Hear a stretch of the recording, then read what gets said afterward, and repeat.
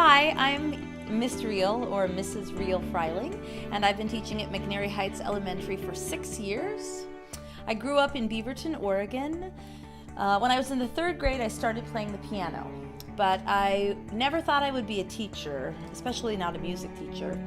I was going to be a lawyer, like my dad, and then I got into college, and I had a music professor who said, "You'd be a really good music teacher," and I respected her opinion a lot, and so I decided to give it a try. I've been teaching for 15 years.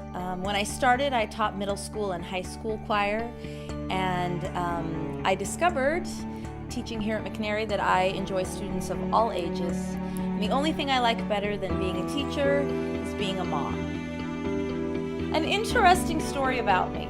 Well, when I was teaching high school, at the very beginning, I was 23 years old, and I didn't look very old. And I was afraid that my high schoolers wouldn't take me seriously. And I began teaching, and it turned out that that went okay, and they did take me seriously.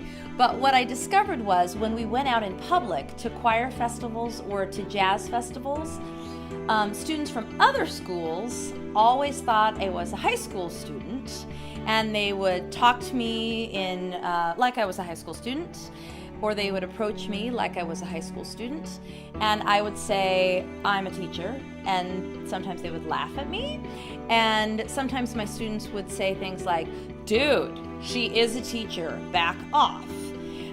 And sometimes even that didn't work. They still thought we were joking around. On one occasion at the Clackamas Jazz Festival, I actually had to get my purse and pull out my driver's license and show a student from another school that I was 23 years old before he would believe that I was a teacher and leave us alone.